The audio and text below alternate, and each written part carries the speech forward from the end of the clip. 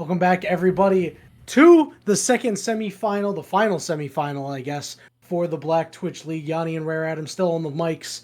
What a game between MG Element and Team Ishtar. I laughed, I cried, and I yelled a lot because Team Ishtar, with a crazy victory, they took the dragon, and the Fiora was split pushing into the base on the other side, and the dragon fight wasn't really going their way, and then a big 5v5 in the base happened, and it looked like MG Element was going to pull it out, and Team Ishtar put their foot down and took the victory. They teleported into the base for the win.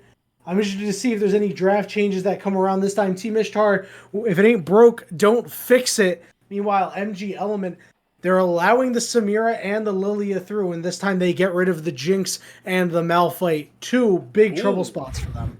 Oh, okay. Zeri picked up incredibly early. She's fallen in priority for a lot of these teams, but if you're comfortable on the champion, as Frostbite must be, might as well pick that up. She's still got a lot of power to her. Recently we saw, in LCS Finals, it was picked up.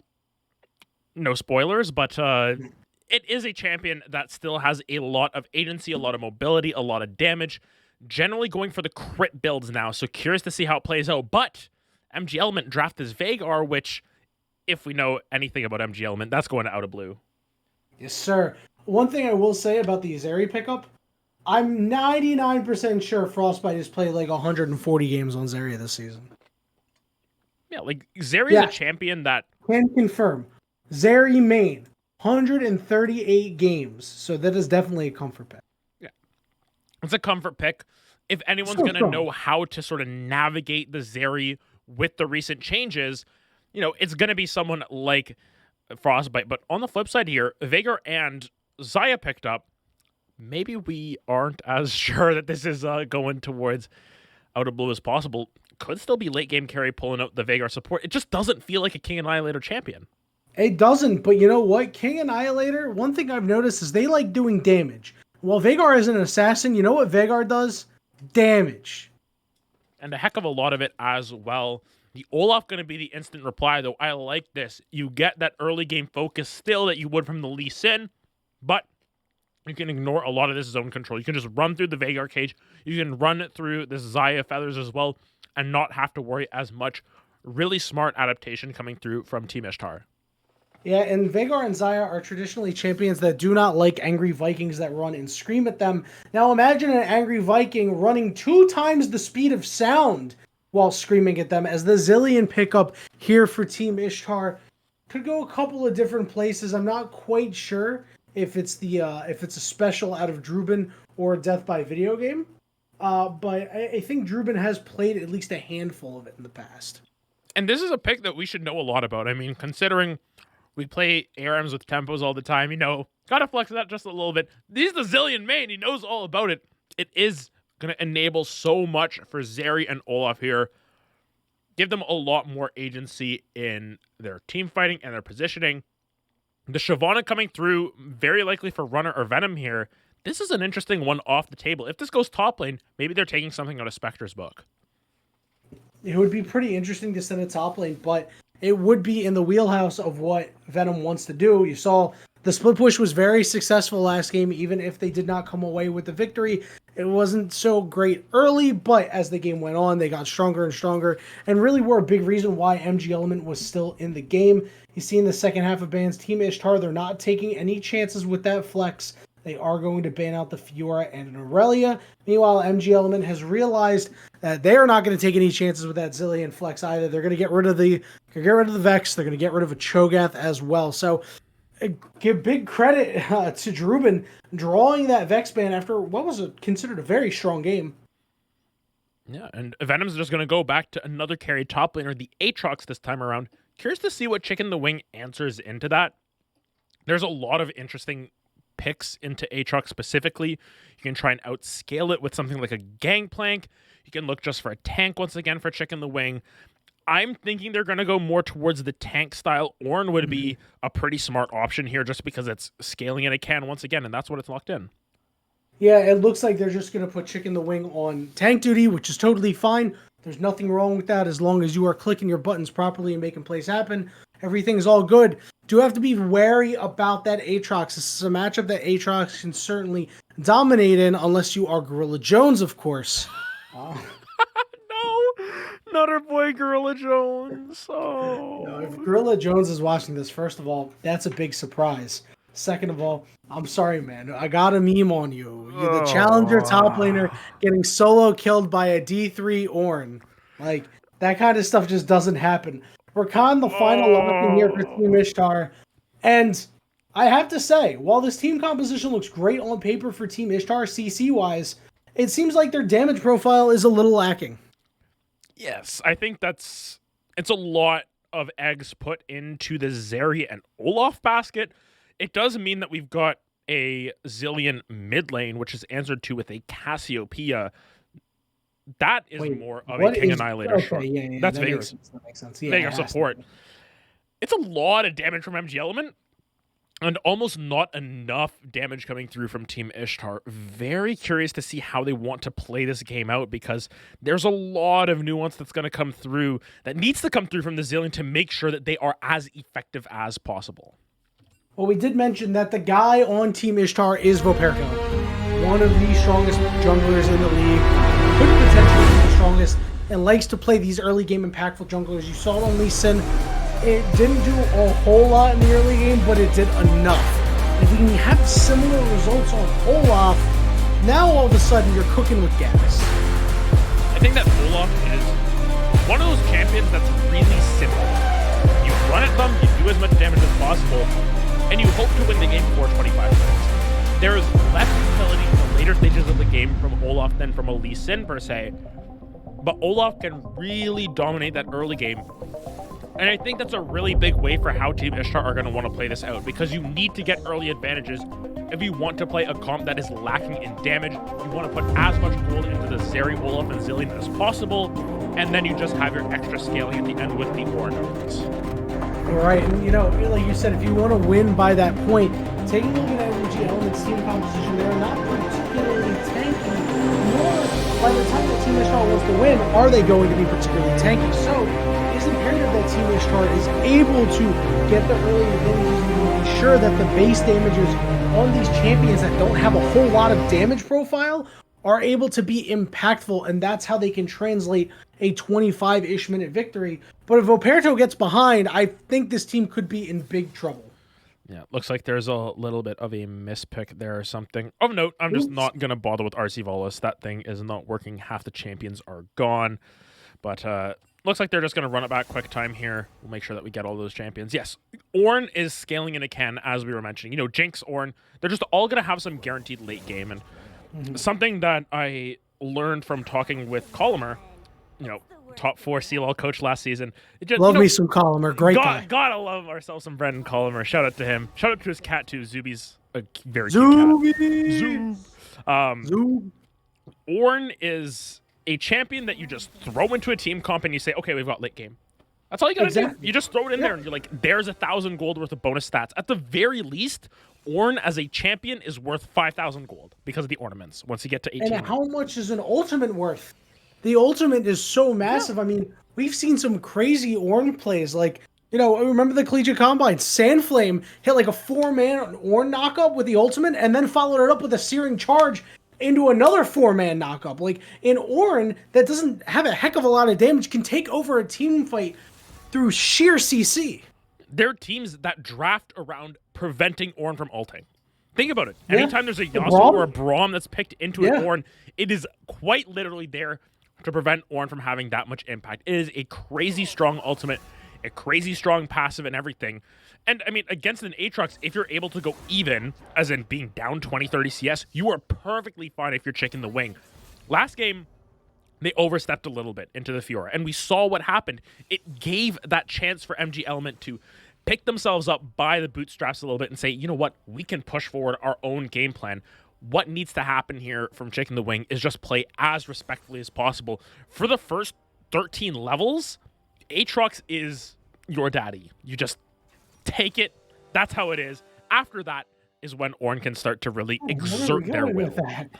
Where are you going with that, my guy? Listen, This is- or just needs to be respectful. They need to say yes, sir, in that lane. Yeah, until level that's 13. more like it because I don't know what kind of stream Ito is trying to run here. I'm pretty sure PG-13 at the max. So we were treading into 50 Shades territory there, my friend. 50 Shades of Orange. No. Oh man. All right, that I think that's a good enough time to cut into a very short break as we are into the spectators elect. I definitely be back like to very see something shortly. different. I'll just put it that way. We'll be back very shortly for the game 2 tilt here between Team Ishtar and MG Element.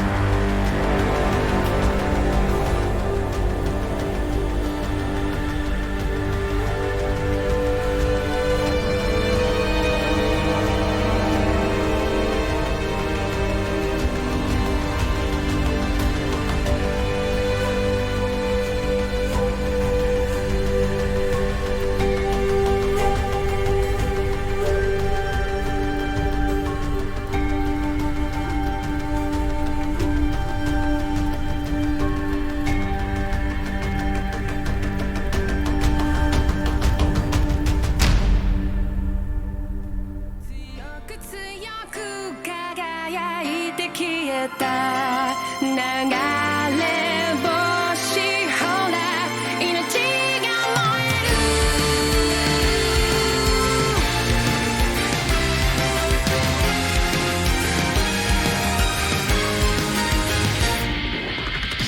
何かに怯え走り続けたその虚しさの指示何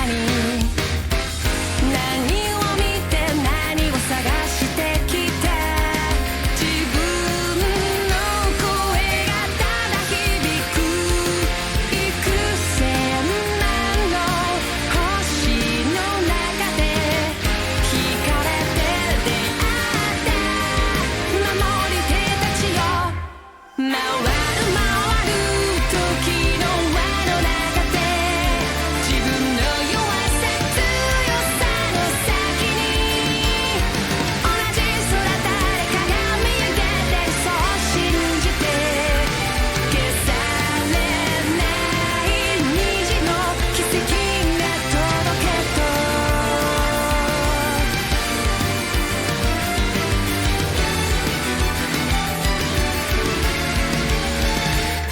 冷たい指で涙拭ったあの日にはもう帰れない水平線目指して飛び立つ自分の願いを抱いて幾千万の星に呼ばれ交わりすれ違う守り手たちよ回る回る時に抗って未来を願ってもいいですか儚さから目をそらしたぐりせる道の膝 Alrighty, we're back. A much more serious Yanni and Adam this time around as we got our minds out of the gutter and onto the rift for game 2 between MG Element and Team Ishtar. Team Ishtar on the blue side this time around, and MG Element is going to be on the red side. A little bit different than what we saw in our last game when you take a look at these team compositions. No longer a gank in a can out of Runner 90. They're going with the farming style here, which Where was that axe going? Okay, they're just having fun. that looked like an axe, man. Axe. Yeah, that looked like an axe, man. Nah, 87. Yeah. Haha. You know, that's what happens when your hands are 87 years old. Oh my god, that's so savage, dude. God. You can't just make fun of that man like that. Oh, I just did. Regardless, God. as it stands, you know, Shyvana's in this game, so I mean, we've got to give her a shout out to Axeman 87. Of Yeah, course. yeah, yeah. This is an Axeman game. There's an Olaf, there's a Shyvana. You know what? We might want to hold on. Let me, Yo, bring him up. Be like, yo, pull up to the stream. yeah, that's what I'm gonna do. Oh shit, I just pasted something. Copy. There we go. Where is he? Where is he? Yeah, You Junglers can are take care of this. gonna start on the bottom side of the map a piece here. Means that they're gonna maybe sneak up towards the top side here. Curious to see where that ends up. I mean, in the mid lane here, I'm also curious to see how this sort of super scaling matchup goes between Cassiopeia and Zillion. We know what Zillion mid lanes can do. Bjergsen, you know, the biggest proponent of that for the longest time, sort of hyper scaling, super utile with the ultimate as well. You build so much ability haste. Meanwhile, bot He side. sent me the open mouth face. Okay, He's typing. He's pulling up. Oh wait, he's casting right now. I forgot. Yeah, he's still that's casting. He's still casting Seal. Oops. All right. A friend of the stream, Axeman87. Big shout out to him.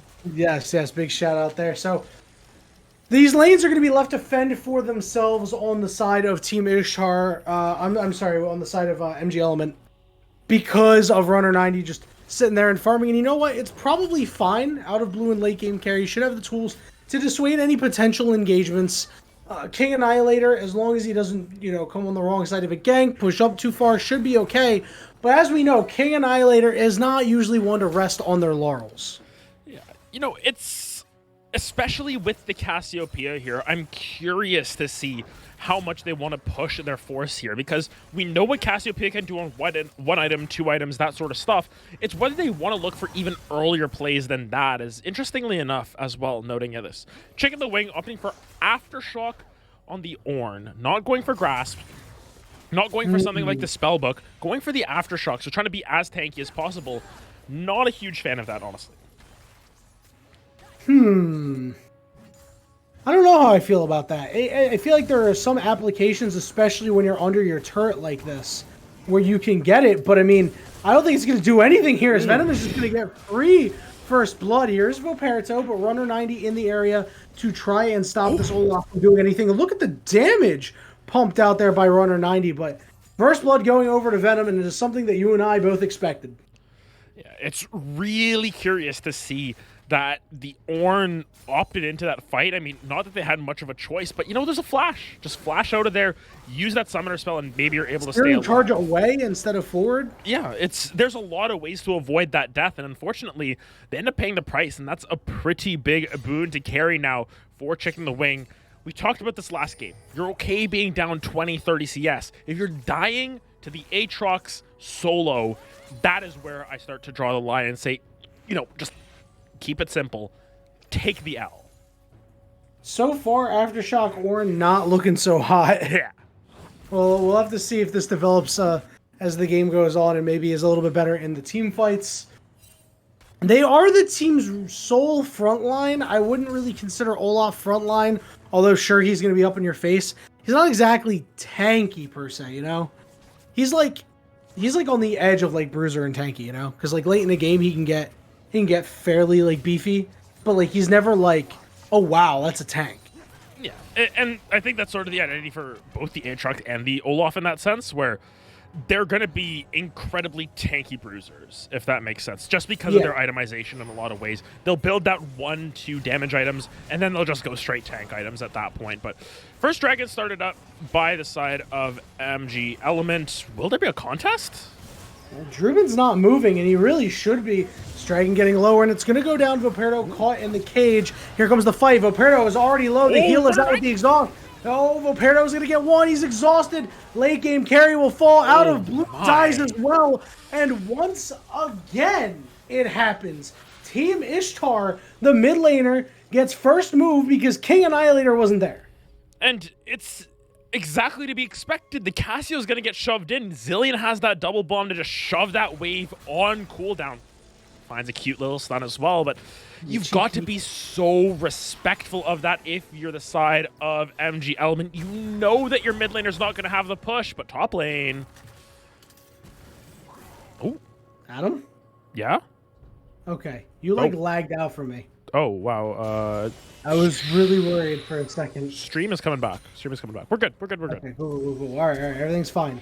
Things might not be fine for Druben, but he is level 6 right now, so shouldn't be too worried about that, able to just walk out. And I feel like if Druben was down at that dragon fight a little bit sooner, we're talking about like a 3-for-0. Yeah, I think that it could have been an angle for them to take advantage of that, as Venom's still trying to punish on that top side of the map. It's Venom. Oh my goodness. It is always an angle for them to sort of push forward that advantage on the top side of the map.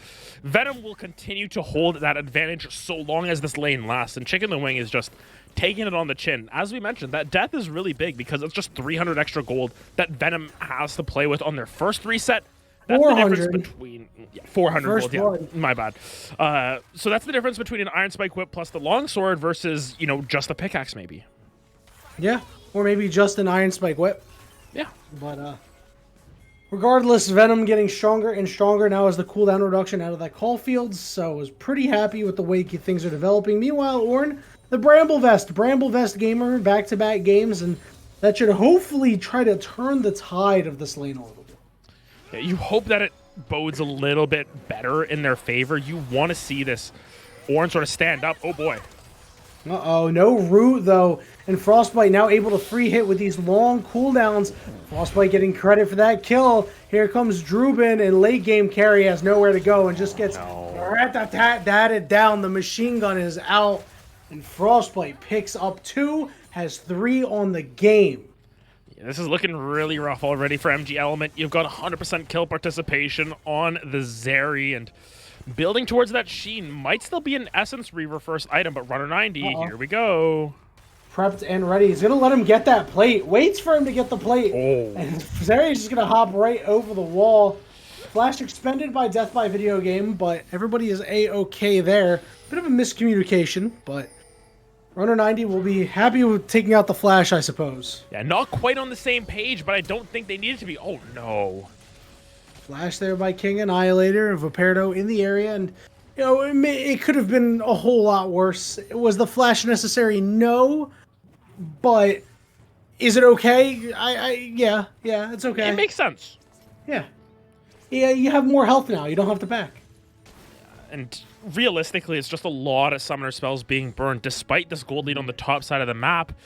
It's not boding too well for the rest of the map for MG Element. They are bleeding out, and we hate to see it happen, especially since, as we mentioned, the side of Team Ishtar, they've got scaling way in their advantage. Is insane because of the Ornn, and as long as he's not a turnstile in the top lane, and you know Aatrox isn't just punching in his train ticket and just walking circles around him, he should be okay.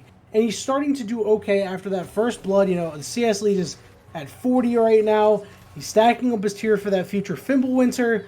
As long as he doesn't die anymore, things are going to be okay. As long as he doesn't Gorilla Jones himself. No. That's what we want to see. Gorilla Jones was on the Aatrox. Oh, well, I mean, yeah, Gorilla Jones was on Aatrox, and he died to Sanet Lover, the D3 top laner. Challenger 700, almost 800 LP. Got 1v1'd by the D3 top laner because the D3 top laner was on Ornn and he tower dove the Aatrox. Yes. You know what? I have to say it. You know, it's not relevant to the game, obviously, but that's some of the biggest balls I've seen out of any player in my life. That is not something you do as Ornn. Yes. We want to see a scholarship.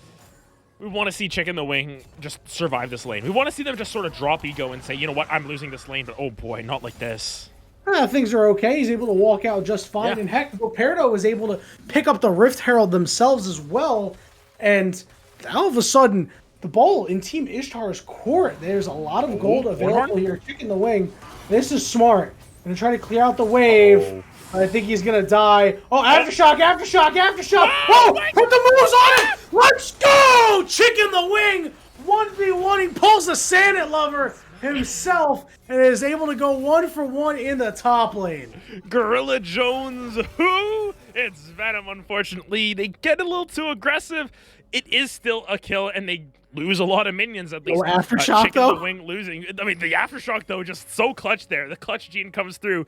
Would have preferred to have it still be Grasp or, you know, anything else. Yes, sure. But in this exact isolated situation, by all means, take that Aftershock victory. In this particular corner case, baby. And you know what I love more than League of Legends? Corner cases. Yeah, and it's incredible to see the absolute balls, I want to say, on Chicken the Wing for just flashing backwards. Flashing backwards there. Yo, that was wild. That is wild. I thought he was running around with a chicken with his head cut off. But nah, dude, this chicken is ready to fly, my guy. And they knew exactly what they were doing, and it's... That's HMO5, right? Oh, my goodness. Not this again. Oh, my goodness. Yanni's just bringing up all the memes possible today. It sucks because they're all like inside jokes, right? So nobody's really going to get this. But that's okay. Oh, boy. Oh, what's not okay is late game carry. Very low, has the bomb on him, will tick away. Frostbite getting credit for that one. 190, it's here. Look at the flash, Frostbite, what are you doing? Let's get the Resurrect out. Death by Video Game ticking away due to Ignite. The turret's still there. Wow. I'm surprised that Ignite did all that damage to Death by Video Game, but it ends up being a 1-for-1 in the bottom side. Yeah, I'm still pushing forward as Drubin just buying so much space for this Rift Herald to charge now, and this could be first tower. Get him. Oof. That's not going to kill, but it's going to do a little bit of damage. He can't clear out the minion wave, though. Yeah, I mean, look at this. They're really low. Drubin might be able to escort this Rift Herald in. Looks like late game carry going to... Okay, just auto that. Yep. Thought they were going to toss down the cage to prevent the push. Late game carry still chasing this one. Of note, Something that I've always been critical of with these support Vegars is how much they're able to stack up. And thus far, late game carry on the Veigar support has 20 bonus AP. All right, so when he means like late game carry, I'm talking real late game carry. Like you thought 40 minutes was late? We're talking 60 minutes. This Veigar is gonna be doing some crazy things. You know, the stacking not as efficient as you'd like. I mean, on pace for 40 bonus AP at 26 minutes, not exactly what you'd like to see. I mean, it's indefensible. It really is. You gotta throw out more cues. I mean, I'm trying to find some sort of defense for it, but I mean, we saw it before with the Veigar support somewhere. It was like 31 bonus AP at 20 minutes, and it's incredibly hard because yes, you're late game, you have some sort of AP to build up over time. There's an Ornn on the enemy team, there's a Zillion on the enemy team, there's a Zeri on the enemy team. You don't want to be going to late game if you're stacking up that slowly as late game carry, because realistically, the scaling doesn't really favor MG Element apart from maybe Cassio being able to become a hyper carry machine. I do think that Shyvana can get pretty strong. It looks like this will be... I'm not quite sure if they're going for the on-hit build or if they're just going full tank. The jury's really still out here for Runner 90. I mean, the Veigar does give you the inevitability, but it doesn't matter if you're inevitable if you just die beforehand. We saw what happened to Thanos. Thanos died. Spoiler, sorry. Yeah. He died. Sad. That's what I'm saying. He was inevitable, but he died anyway. And yeah, Chicken the Wing just surviving in the side lane. But yes, oh my goodness, this is scary for Annihilator. Look at the damage coming through from Zeri already. This is an item and a half. Zeri. Scary Zeri.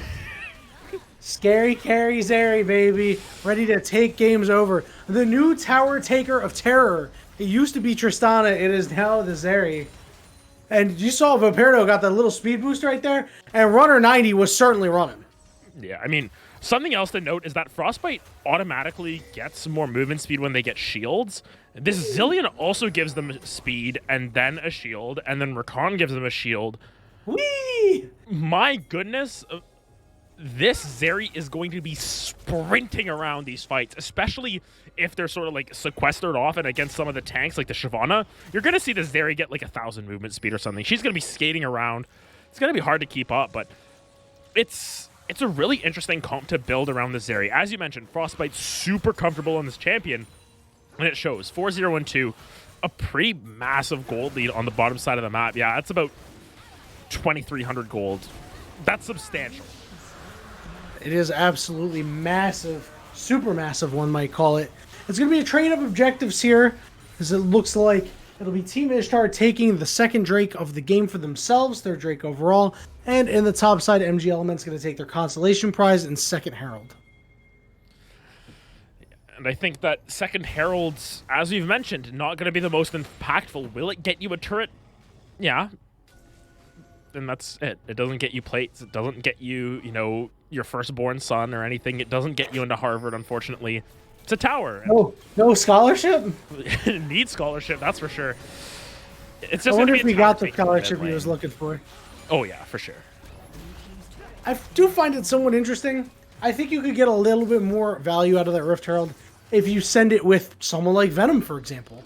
You send Runner 90 and Venom together and see what they can do with it.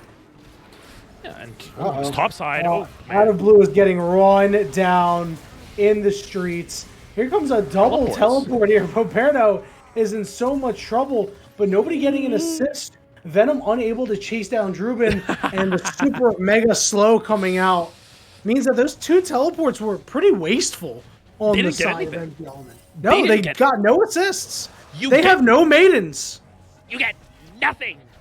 Nothing. You lose. Good day, sir. Yeah, the double teleport just doesn't work out because Runner 90 gets the kill. The assist went to Out of Blue, and it gives Chicken the Wing a lot more space to just shove in this bot lane. Well, yeah, it's the Ornn. It's Ornn getting a little bit more farm and getting experience without having to fight tooth and nail for it. And 11 out of 13, you know, everyone talks about the Kale timers, the Caston timers. Level 13 is a big break point for this the Ornn timers. You got to look at the Ornn timer and, you know, still working on a mythic for themselves, but, you know, it's getting there. Yeah, he's on his way. It's gonna take a little bit of time, bit of a garage sale build going on here, but some valuable items at this garage sale. A big thing back in the day was you can go to garage sales and get some Magic the Gathering cards that were like people didn't know. They were like, oh, I'll give you these for $2. And it's like a $500 card. That's what you got in the garage sale of Chicken the Wing right here. Oh, the garage sale has just ended as they did complete the Sunfire Aegis. So show's over, boys. You figured out the value. Yeah, he got the Mythic complete. Now gonna be just Found a couple the Black levels away. Lotus. You're gonna be feeling pretty good. But looking at the rest of this map, I mean, I want to point out that Siobhan has been able to scale up pretty well, and I think a lot of what Team Ishtar were able to accomplish by picking up an early gold lead has sort of evaporated. These CS gaps starting to come through even harder for the side of MG Element. It's more so just about finding a fight on your terms with Venom and Runner 90 in the same place and picking up multiple kills, because that's how you're going to get your gold lead here. You've already been able to close up that CS gap, but you still got to worry about the Zera. You need to find the shutdown, and ideally you're getting that shutdown onto someone like King Annihilator here, who's been farming an absolute storm here. 170 CS. They've got the bounty now. They've got the CS bounty. That's pretty impressive. It is quite impressive. King Annihilator, though, again, once again, a rather muted game. And sure, it is Cassiopeia. They're going to scale up. It's not something that you really expected of Cassiopeia. And here we go. We could see a potential fight. Chicken the Wing will have to flash out. See, a lot of pings are down. It does look like that Team Ishtar is kind of chomping at the bit to get a piece of MG Element. And you get the flash off of the Chicken the Wing.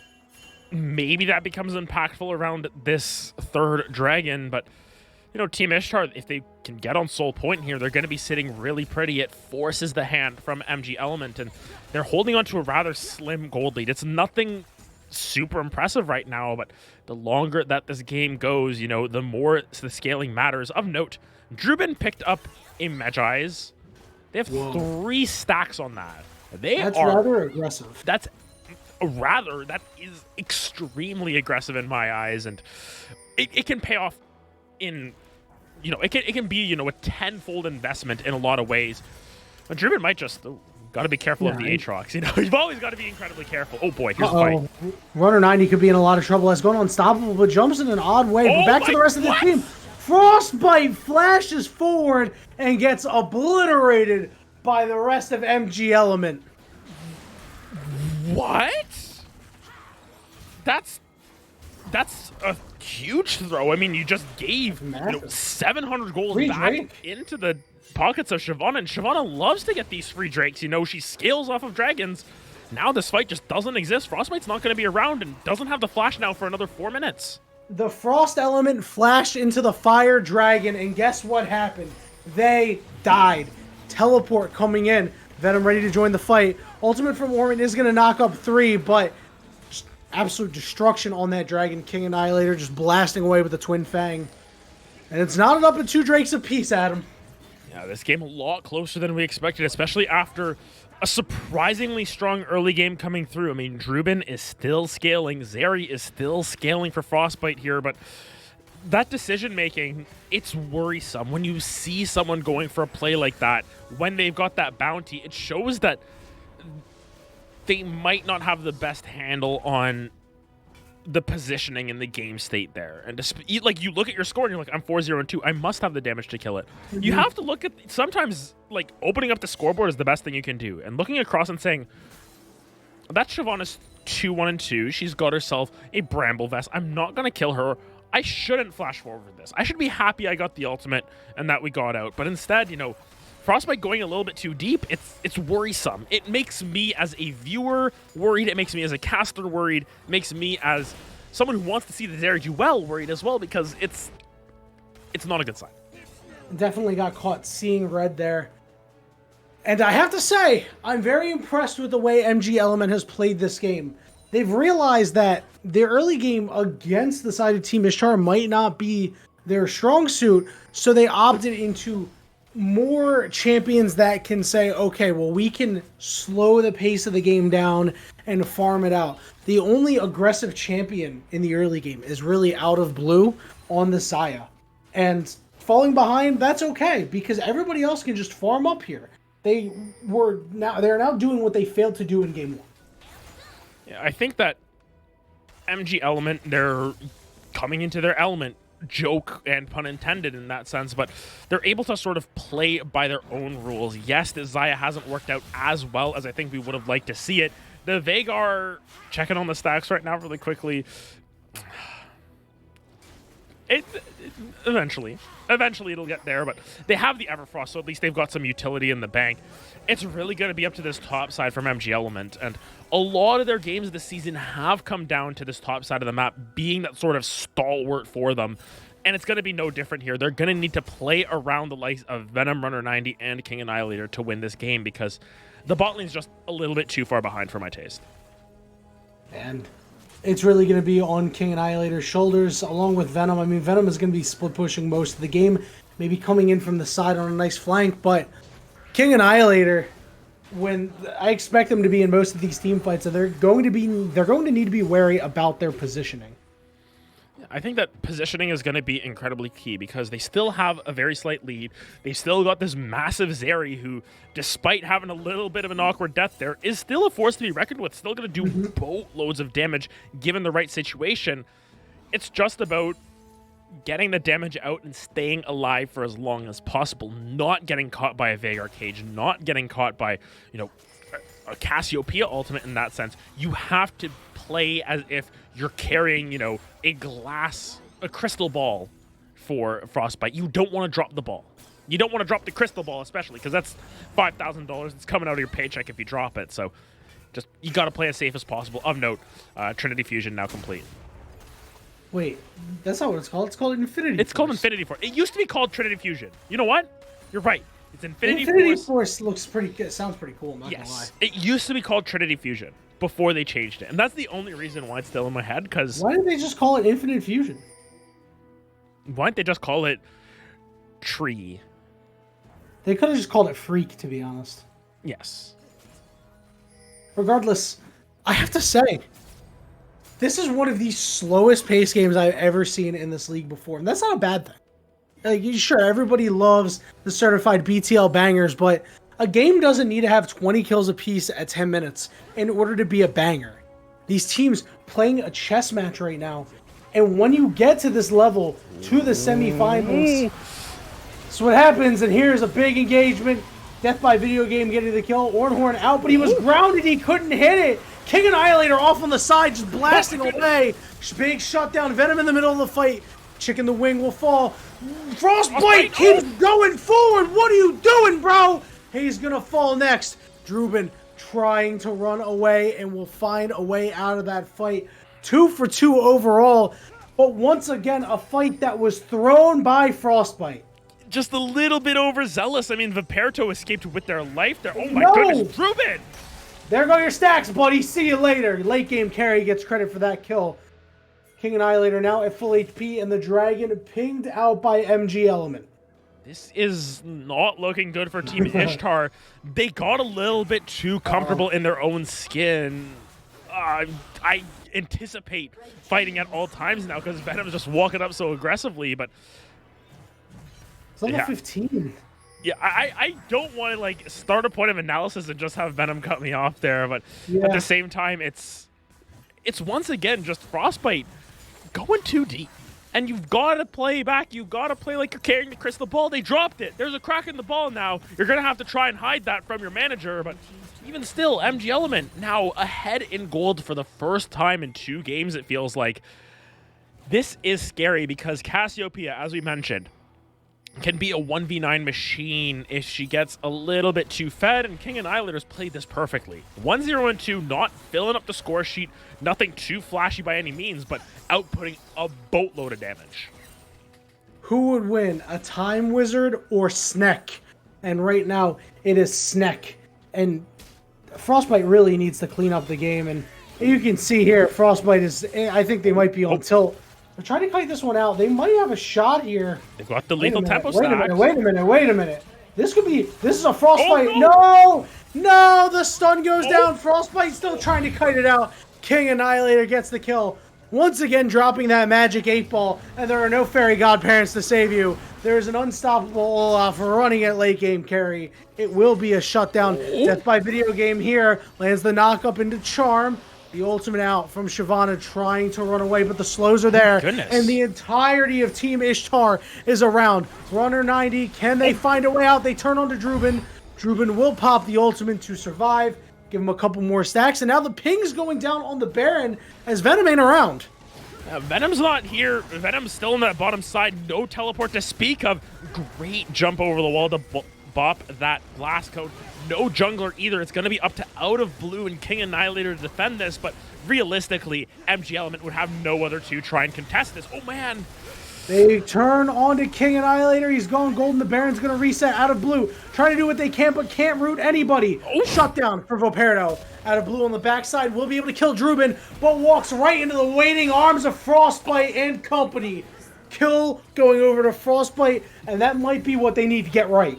Yeah, finally, Frostbite able to collect another kill for themselves there. It was really dicey in the last couple of skirmishes, but Out of Blue, unfortunately, chases a little bit too far. Yes, they're able to take those 4 stacks off of Druben once again, but hey, you know, it's another kill into the Zeri's pocket. It's more gold, and Out of Blue just trying to keep their head above water here. It feels like they've been drowning this entire game, but how much damage has come through, and once again, Team Ishtar bringing it back to relatively even.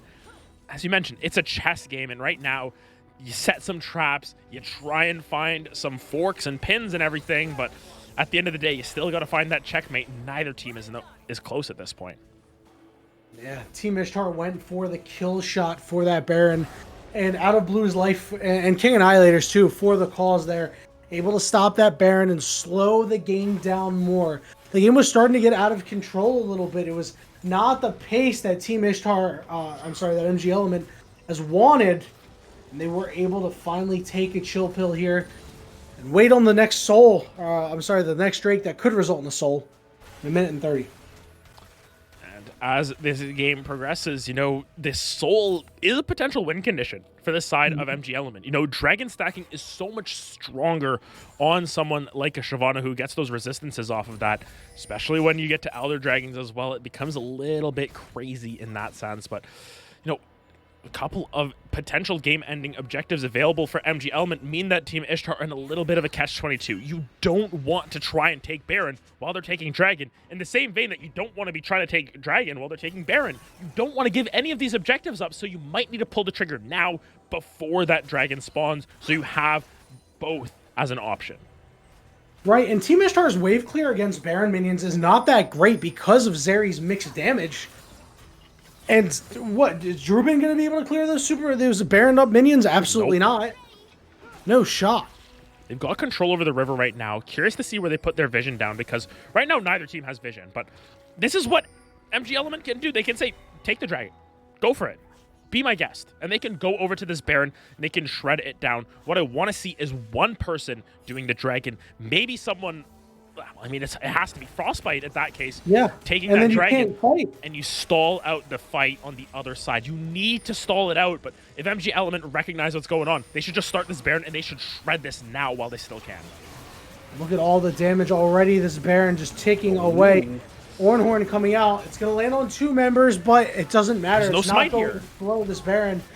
As you said, no smite available, and it looks like this one will be pretty free for MG Element. They get the dragon on the opposite side. I'm curious if the fight can erupt here. Runner 90 going to have to ult over the wall, but it's going to be traded. And this is the best case scenario for for Team Ishtar.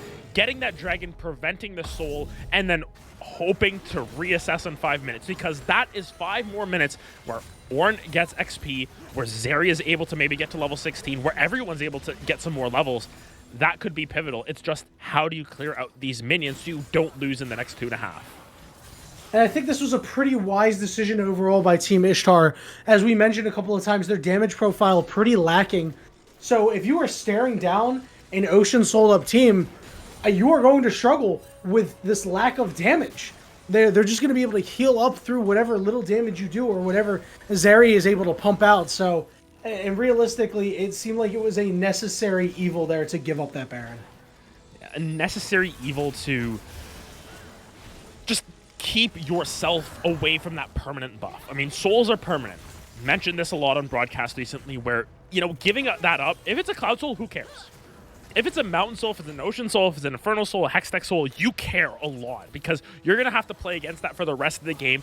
And unless you're 10,000 gold up against a Soul or something like that, or you have very clear ways to play around that Soul, you don't want to give that up for free. So now, 7th Dragon going to be sort of that pivotal moment. I'm expecting a massive team fight around that Soul because whoever gets that Soul, very likely able to translate that into Baron and into a win. This game is still wide open for either team to take the victory. Yeah, the gold lead's still slightly in favor of MG Element after taking that Baron, but it's really negligible at this point when you consider the ornaments as well. And one thing I did notice that I really like is that Barons Dragons are a best of 7. That's really cute. I like that. I never really thought about that before. It makes me a big fan. Makes me think that the best of 7 isn't dead. Yes, and this mid lane tower has been defended for a long time by the side of Team Ishtar. They've done a great job of defending their towers. I think that's the only one that MG Element are going to get. And that's with a 30-minute Baron that they picked up for themselves. That should be a lot more towers if you're picking up that objective that late into the game. But now, we turn our eyes towards this dragon spawning in about 2.5 minutes. It's a big flash. Big summoner down. Absolutely massive. We know what Cassiopeia can do. Now, it's not going to matter if they ignore King Annihilator like they did in that previous dragon fight where he was just able to sit there and just drop down his miasma, his poisons, and then just twin fang the entire fight away. So they're going to have to be cognizant of King Annihilator, who's put in a pretty solid performance thus far.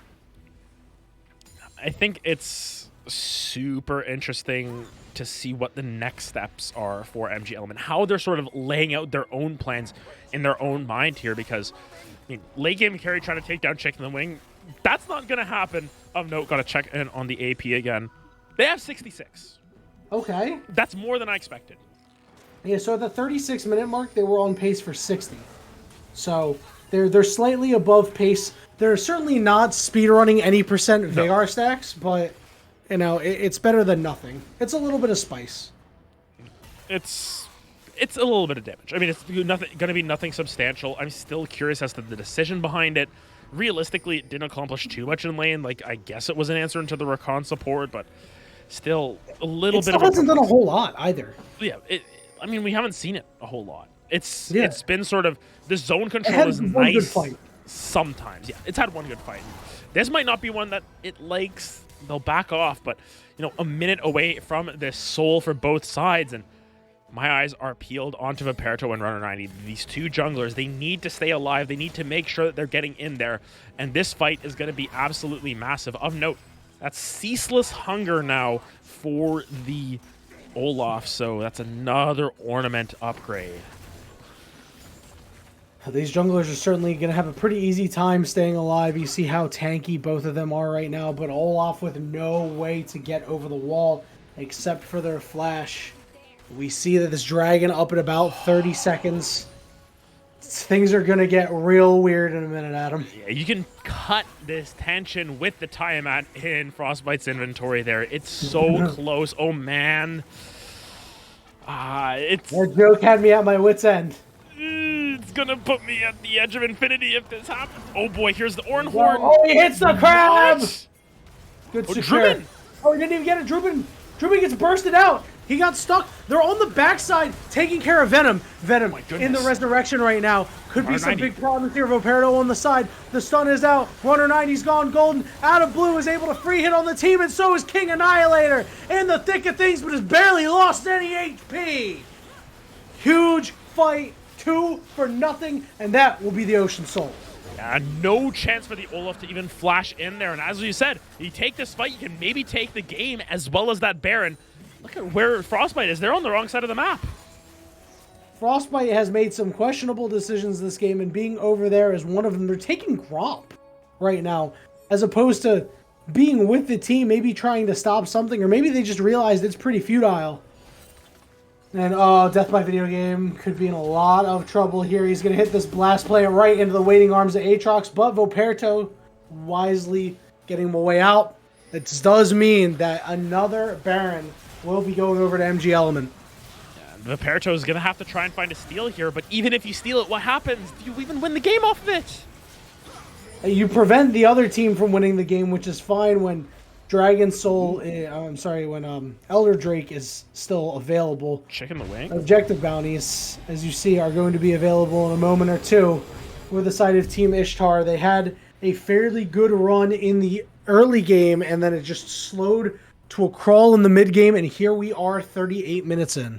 And I mean, there's still the scaling that we have. I keep mentioning it. There's still scaling on the side of Team Ishtar. They've got this last Ornn item coming through.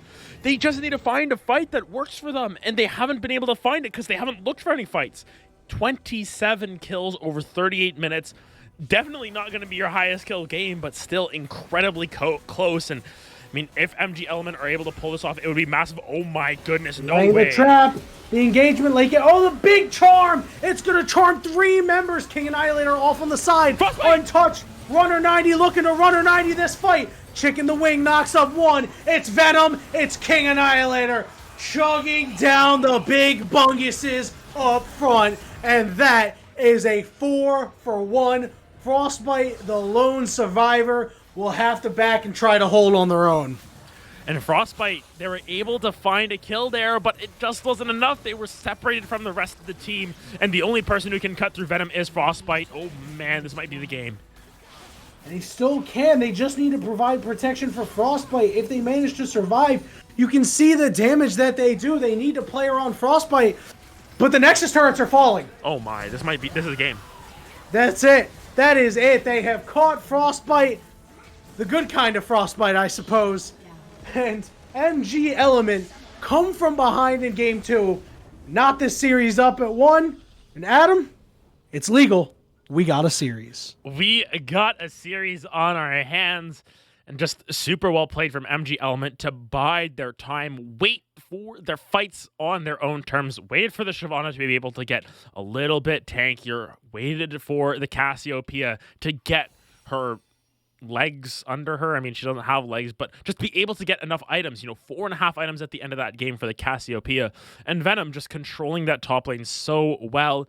Chicken the Wing left on an island for a lot of that, managed decently well until they didn't. And I think that is the key point. You had side lane presence, at least from the Ornn, for the longest time until all of a sudden Venom was able to tick over, completing 3-4 items, and it was just a little bit too much. And if you take a look overall at the teams, right? So it's like Vaperto, the infamous Olaf reverse scaling. You saw it there as the game went on. It was harder and harder for them to really do anything. Chicken the Wing, for as much credit as we gave them into this really difficult matchup, we'll just call it what it is. It's a David versus Goliath type matchup. Their ultimates weren't very much impactful. Like, the most impact they had on the game were the ornaments, and that's something that you just get passively in the game. And Druben, while they had some decent ultimates, some decent chrono shifts, I mean, they bought Magi's and finished the game with 0 stacks and had a max of 4. And I think that it's an interesting option. It was an aggressive choice from Druben to go for that item. It's 1,600 gold, though, that ends up just being down the drain. That could have been, your Zhonya's. It could have been your Morellonomicon. It could have been a bunch of other options for you for Druben there. And it just seems like they dropped the ball a little bit. They had a really good first rotation. They were able to get that lead on King Annihilator, but then the game sort of stagnated out for Team Ishtar. And I think this is a team that is very reliant on momentum. You get a lot of fight wins in a row with them, but if you only get one and it starts to stagnate out, if MG Element are able to win the war of attrition, they will take the series without a doubt. It's going to be, 3 more 40-minute games, but that's how MG Element are going to win. That's the style that these teams like to play. A little bit of early mix-ups, a slow mid-game, and just an absolute slugfest in the late game. We'll see if the Game 3 draft coincides with that play style. We're going to take a very short break, and when we return, we'll hit you back with the Game 3 draft.